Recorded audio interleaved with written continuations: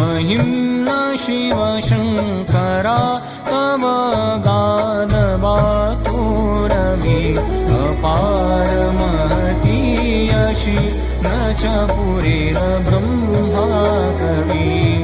यथामतिकिति स्मरु तव गुणासनाभामिति अजानविनाशः तुझसमर्पितो हि कृति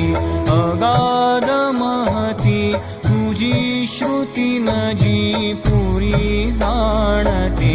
मनासन कळे तसे